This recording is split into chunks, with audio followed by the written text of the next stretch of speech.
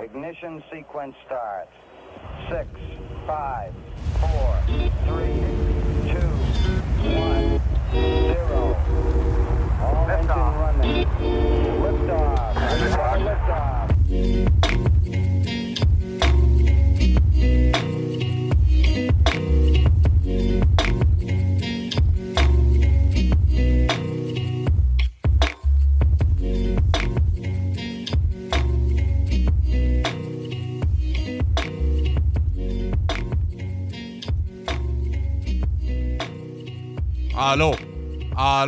Hello. What is up, friends? Hunter Klein here, bringing you this week's episode of Interplanetary Monkeys. Episode number 37, guys. 37 straight weeks. You know the deal. We keep going. We're having fun. Guys, more than ever, I'm having people reach out saying they're enjoying it. I'm seeing new faces in my DMs, new people. Just championing the content we're putting out and what we're talking about and saying that they're relating to it and they're just having a good time, guys. And it feels good. All right, flat out, it just feels good. It's awesome. Right? We don't need millions and millions of eyes. We don't need, a limelight. We don't need praise. What we're going for, what I need, is valuable interaction. Meaningful, positive, valuable, impactful interaction. All right, and that's what I'm seeing right now. I hope you guys are feeling that. Obviously, those that are reaching out have directly communicated that to me, but I'm hoping you guys get value from this stuff.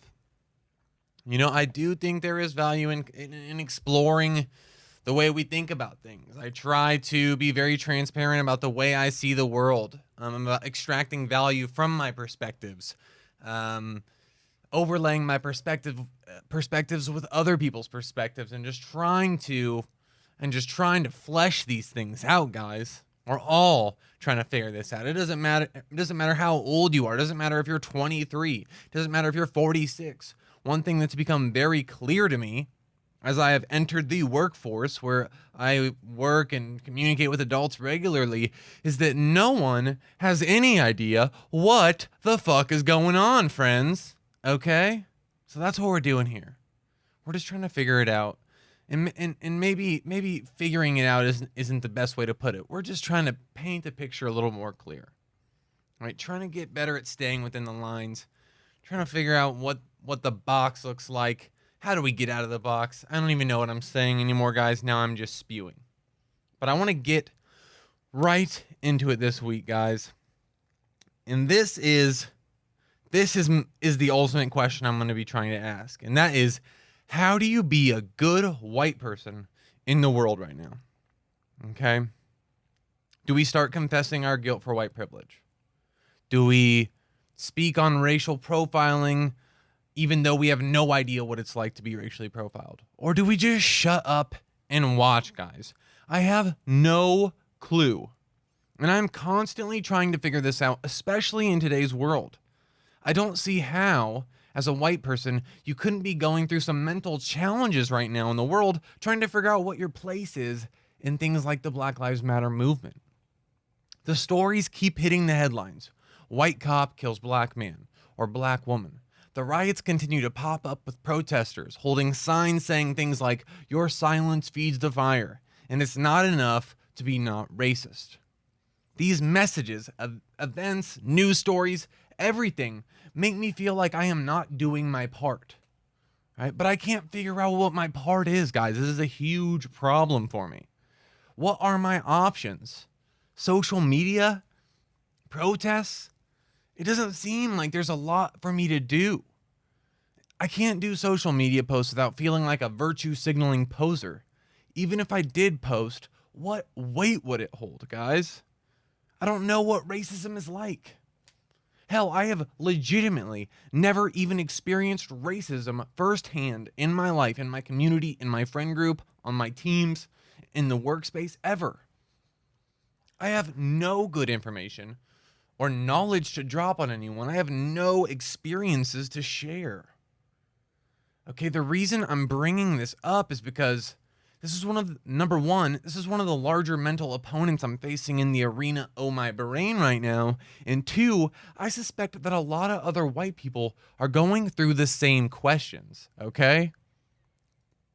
I just don't know, guys. How do we contribute? How do I do my part without overstepping the boundaries? How do I contribute without the fingers being turned in my direction? You know, I'm honestly someone who is very transparent and not afraid to speak up. I'm afraid to speak up on the issue. I'm afraid to try to contribute intellectually to the Black Lives Matter movement because it's very possible that I might slip up on a word. Or I might stutter a little bit in the worst spot, and all of a sudden now I'm the bad guy. Right? I feel like I want to do something, but I'm scared to do something because I'm not perfect. And if you're not perfect when approaching this issue right now, you are torn from the streets. You are put up on a stake and hung, friends. Okay? It's so confusing. And I'll even go as far to say this. I, like a majority of people in 2020, am not racist. But with all this turmoil and destruction happening in our nation, with these deaths in the news constantly and these commercials spotlighting racist white people, for some reason, I feel like I need to outwardly prove that I'm not racist. And it's so awkward. It's such a weird feeling to have inside me. Right? It's such an interesting time, friends. Now, luckily, I have this podcast, this platform that gives me a way to communicate my thoughts and confusion, but the majority of the world doesn't have that right now. Right? And it's hard, it's scary to even begin to ask questions about it because, like I said, if you don't talk about it perfectly, if you don't form your sentences very articulately and smoothly, there's a very high % chance that some of these people, some of these very woke individuals are going to jump down your throat. Okay, so no one's talking about it. No one's learning about it. No one has any idea what to do. It's crazy, guys. I feel like this is a major conversation we should be having right now. How do we navigate this space? How, as a white individual who has never experienced racism, can I help with this cause? So we continue to ponder. And I'm honestly reaching out to black friends because who else is there to go to, you know? No one has definite answers. I'm just trying to talk it out. At least bring it to light in my friend group, in my community. You know, and this seems like maybe the best thing we can do. Just talking about it in the most genuine way possible. You know, and it is a genuine thing to do. Flesh out these ideas. With our friends, family, community, make sure that we're all on the same page. At least we can establish with those closest to us that, you know, we all agree that racism needs to be thwarted and that all humans should be treated equally. These times, guys, this insanely wild year, COVID, riots, coupled with Black Lives Matter there, just the overall wildness that we have experienced this year, guys, has taught me many things. But one thing in specific that I want to bring light to is that of setting sustainability as a major pillar in my life.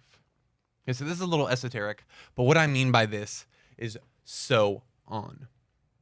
Okay, I mean that I now pay extra attention to potential jobs, careers, activities, anything going forward that may be able to withstand world disruption like we have experienced this year.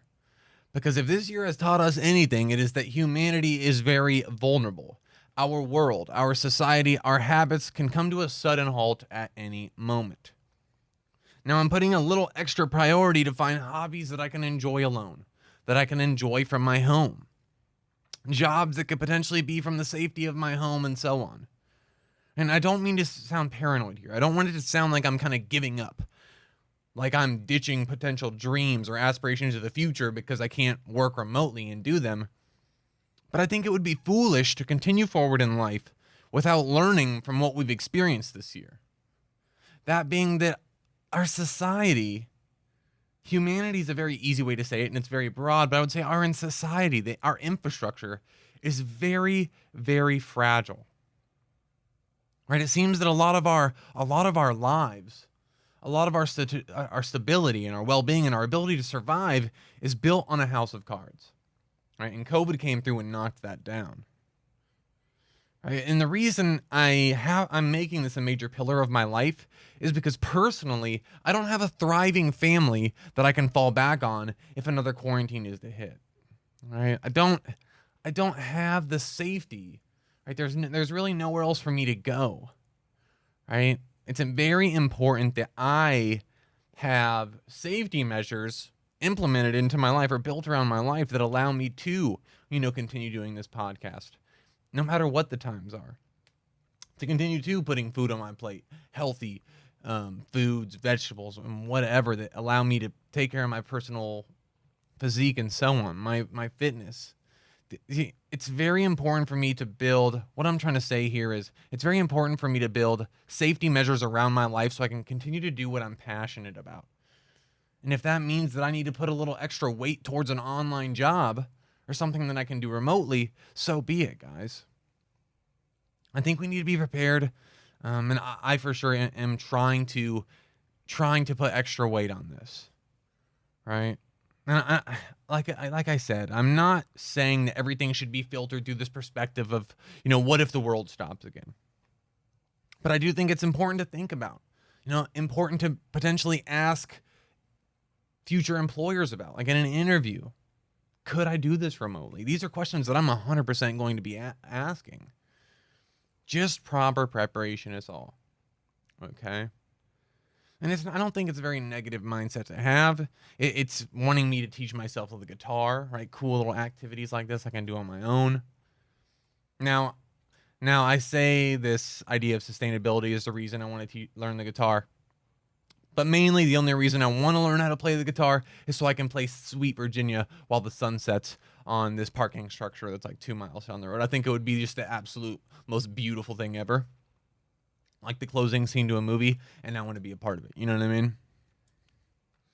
And it would be a fun skill to have. But in times like these, guys, it's just so hard. We've talked about it before. I tend to extract positivity in situations. I think it's the only way to move forward in a good light and actually grow and make sure that every experience, every hardship or positive experience or celebration, that there's always some kind of lesson to be learned, right? So that's what you're seeing from me a lot, especially when we go through, hard times like these, COVID, quarantine. I tend to always find, okay, how can I improve myself? Right? As wacky and weird as it may be. But these experiences, guys, that really give you a larger perspective of humanity and our place in the universe. I wonder more than ever, okay, during these times where a small little microscopic virus threatens the health of humanity, and we're all trapped in our homes, and just the world is seemingly coming to an end with social media, and truly, you get a heavy dose of what reality really is, our place in the universe, that we are squishy balls of water that are very vulnerable to other things on the earth and in the universe. I wonder more than ever, why the hell are people afraid of getting tattoos? Okay, I'm very serious here. This is something that plagues my mind. So let's set the stage. We just had a microscopic parasite, aka a virus, that isn't even considered a living organism, guys, emerge on our little ball of mud and threaten the health of humanity. Meanwhile, in the background, let's pull the camera out a little bit. Let's pull our lens. Let's widen the camera lens. We are flying thousands of miles per hour around a giant fireball that gives us vitamins when it hits our skin. All of this considered, right? The story of humanity has now been painted, yet you don't want to get a tattoo because you might regret it in 20 years. I don't understand it, guys. All the things to worry about and contemplate about our society, the world, hell, the universe. And Richard doesn't want to commit to an eagle tattoo because he doesn't know if he's going to like birds in 20 years, guys. You're overthinking it, pal. And this is coming from the damn king of overthinking, okay? Hell, this podcast is literally built on the back of me overthinking things. What I'm trying to say here is get out of the box, the fucking machine. Have fun with it, family. Express yourself. Tell your story. And I'm sorry to say, but I think this is what you need to hear if you're in this position. You're not that important, dude. You know all the people that said that tattoos are risky, that they limit job opportunities? They're closed-minded. They're absolutely closed-minded, guys. And if you don't believe me, if you don't trust my opinion, go check my LinkedIn, friends. Okay? Go check my LinkedIn. We're doing just fine. They were wrong. All right? They were closed-minded. They formed a very easy and shallow opinion, and they were wrong.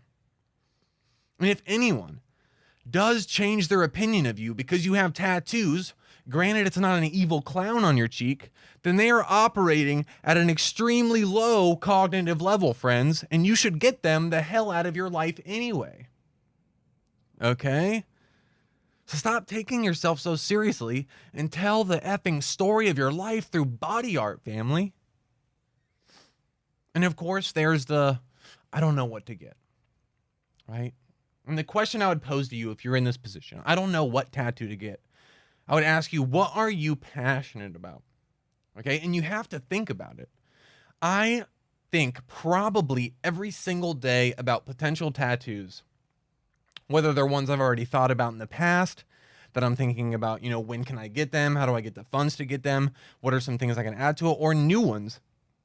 It constantly revolves around my passions and what gets me through life, friends. Right? So I have a lot of space tattoos because I love the universe. Right? That should be clear if you watch this podcast enough. It's really about finding what you're passionate about, really identifying what gets you through the day. What are your anchors? And telling your story on the bod, man. Okay?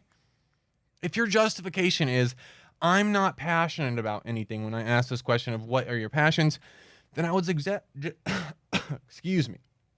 Then I would suggest seriously stepping away from Fortnite or Netflix because you have a serious problem on your hands, friends.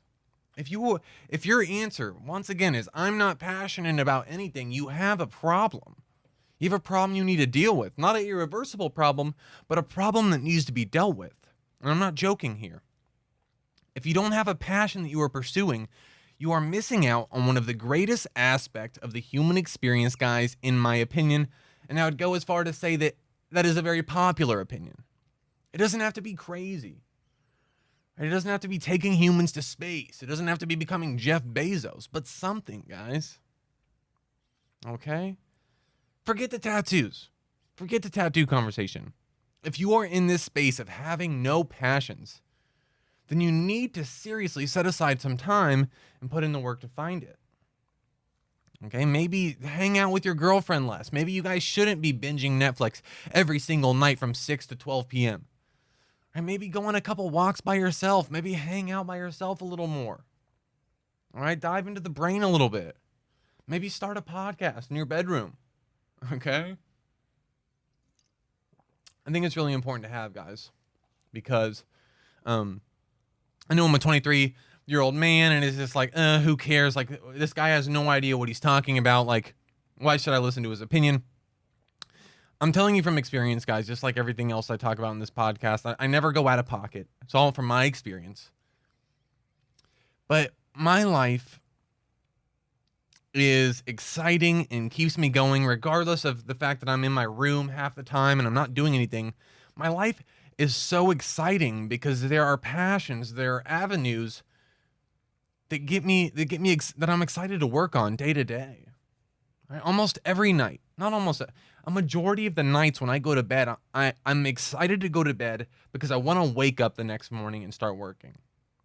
I want to start writing for the podcast. I want to learn more about nutrition.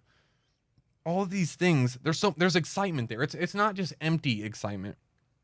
I'm not just excited to work on these because I'm excited to waste time. I'm excited to work on these because I constantly am thinking about the futures that these passions may hold. Right? I'm really going to break the surface here. We're going off script.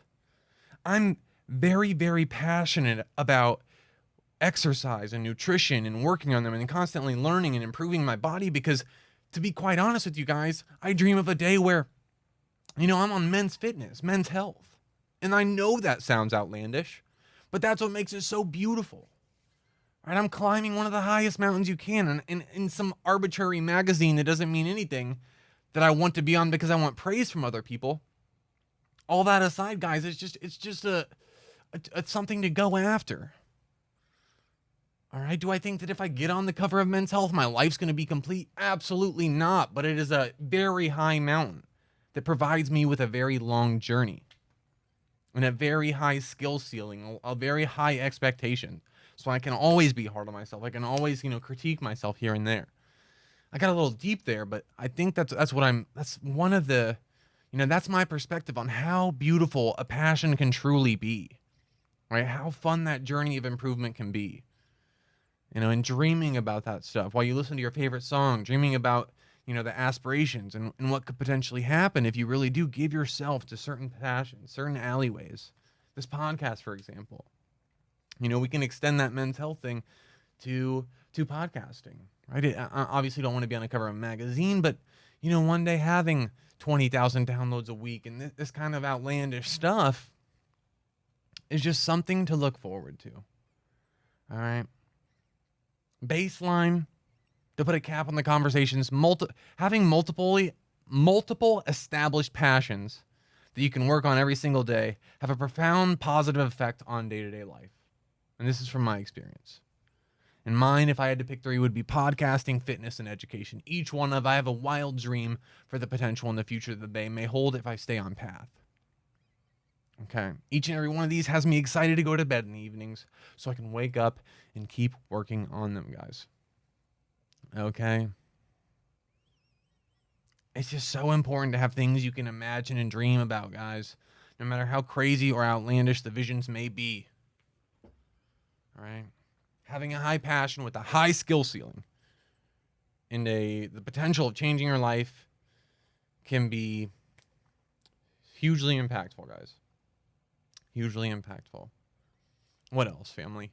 I was going to try to include some current events, guys. I was going to try to talk more about what's going on in the world and date these podcasts a little more, give you guys some current events. But I can't scroll through these news websites. I'm even going to Google News. I think, from my knowledge, one of the most non-biased news sources out there that kind of just gives you a little dose of everything. But I can't do it, guys. There's so much damn clickbait and quotes taken out of context for flashy titles that I rage almost every time I try to get on there. I saw a post that Elon Musk, the quote, Elon Musk says that first people to explore Mars will die.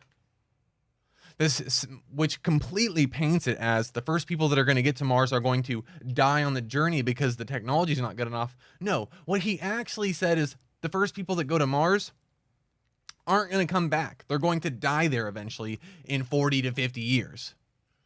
But that's not flashy. That doesn't get you to click. Their clickbaity title, it got me to click. Right? They bamboozled me. And that's all it is. It's so annoying. And I get so frustrated out that I can't. I'm going to keep going and trying to provide current events and stuff. But guys, I can't do it. It's all so negative and so fake and just, it's disgruntling people. Okay. But there was one singular story that got me pretty hype. And this was a research project that was done in the United Kingdom. And it was pulled off in regards to the Megalodon. Okay, and what we know about its history. So first, this is pretty cool. The Megalodon is the largest marine predator that has ever existed on planet Earth. All right? And you don't have to really question this. You can look it up if you're interested. I'm not going to get into the science and how they date these things. But there are people that dedicate their lives to dating fossils in things we find in the ocean, for example, so we can determine, how big was this thing, when was it alive, and so on. But the Megalodon, the largest marine predator that ever existed on planet Earth. Now, you might be asking, wow, that's crazy. How large is it? Well, it is a great white shark. Imagine a great white shark, but around 52 feet long, family. Okay, how wild is this? A 52-foot long shark, great white shark, a beefy living being. Okay, if you were to swim next to this thing, for a little perspective, if you were to swim next to this thing, the dorsal fin, okay, and if you're unfamiliar with the dorsal fin, it's the classic fin that sticks out of the water in movies when a shark rolls in for a kill. The dorsal fin of the Megalodon would be around 5 feet tall, or just below the average size of your human, okay, which is cartoonish. Now, I'm not making this up, and we know they existed because we find fossils and teeth of sharks, the teeth of these sharks, and they're just cartoonishly large, guys. It's beautiful. And the dating methods place these things anywhere from 23 to 3 million years old. Yeah, I know that's wide and it seems very weird, but we're not perfect, right? We're monkeys. After all, we're monkeys. We're doing our best. But they're old. And what these UK scientists did is, I believe what they did is they found another tooth, and they're piecing together what you could say is you find fossils and you slowly build the map of the Megalodon or these creatures, right? You place them together. Oh, it looked like this. Oh, yeah, it was about this size. We can see here by this shape and so on. Well, they found another fossil and it allowed them to extrapolate some sizes. And we're like, oh gosh, well, it was actually 52 foot long. And the dorsal fin was the size of a human. It's just nutty to think about, guys. And I think this perspective is valuable because it reminds us how much of weenies us humans are in comparison to some of the biological life out there. All right. And I really, really find value in these kind of stories and the beauty of kind of diving into the history of life and how cool other organisms are, is because us humans, rightfully so, we tend to think of ourselves as the most intellectual beings. We are the greatest. We are the smartest. Look at what we've done with our world. Right? And that is true to an extent. But when you compare us to living organisms, we're really not doing that cool of stuff. The only thing we can really do is we're really good at working in groups together. We're really good at coming together, combining our brain power to create massive structures and advanced technology. Ooh, that was rough. Whoa. We're really good at coming together and advancing humanity and technology. I might die right here on cam. I might die on podcast, episode 37. And we're back. The beauty of humanity is our ability to work in groups and combine our brain power. We don't have large teeth. We don't have huge fucking biceps that allow us to lift things. We don't have enormously powerful jaws and a crazy ability to swim. Really, all we have is these brains in our capsules and the ability to collaborate. And there's some beautiful, beautiful things out there that other organisms do that have been on Earth much longer than we have, that blow out the sophistication of humans so exponentially, guys. And I'm starting to lazily use large words here, but what I'm saying is humans really aren't that awesome when you compare us to some of these other organisms on Earth that have been around a lot longer than us. And we don't spend a lot of time to acknowledge that. Well, rightfully so. Again, we're caught up and we have bills to pay, right? Mom's calling us. Our girlfriend's pissed because we're not doing dishes. Our lives are very busy.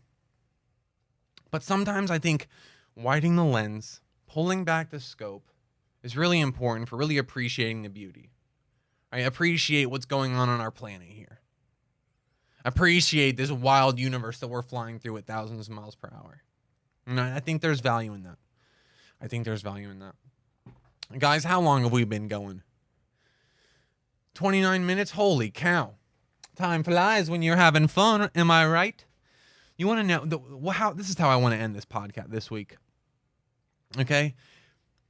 What I've discovered, one of the things that I want most deeply in my life right now, family, is that I want to be surrounded by people that want to be the best at something. Simply put, that is what as my number one goal for my life right now, is to surround myself with a circle of individuals. And each and every one of those individuals wants to be the best at whatever they do. Whether it be knitting, or computer gaming, or podcasting, or playing the guitar, right? And let me be clear here, not people that say they want to be the best at something, because everyone says this, but people that you can clearly see want to be the best at whatever they do. You can clearly see the hours they're putting in. You can clearly see the passion about it come out of their voice when they talk about it. These people, right? Those people are truthfully heroes. They don't need thousands of followers. They don't need fame. They don't need cameras in their face. If you have this attitude, I don't give a fuck if no one knows who you are a champion, right? And I want to meet you. I want to be friends with you. I want to talk about the world with you. And while they may be nobody today, right? While these people that are really passionate and want to be the best in their field, their area, while they may be nothing today, these are the type of people that in 20 years will be business owners, will be the large influencers, and will be the showrunners, guys. Okay, and these are the people that I want in my circle. So I'm constantly searching, trying to build this friend group, trying to build this circle of champions. Okay? So if you are like this, move to Phoenix, Arizona. Let's meet up.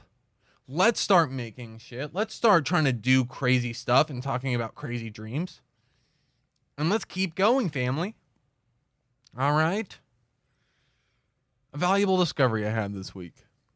I don't know a lot of people here in AZ. I'm still new to the area. COVID's kind of thwarted my ability to find these individuals and to create this group.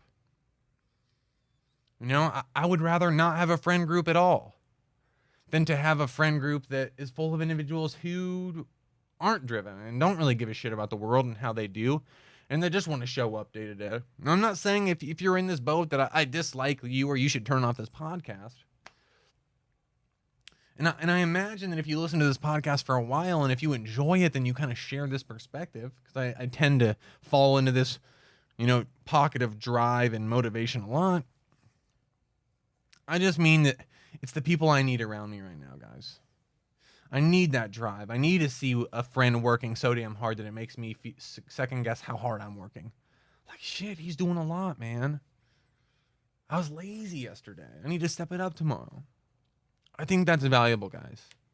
We have this naturally comparative mindset, and I really want to weaponize it with amazing people around me in an amazing community. All right? All right, family. That's it for this week's episode of Interplanetary Monkeys. This is Hunter Klein, and I'll see you next week. Peace.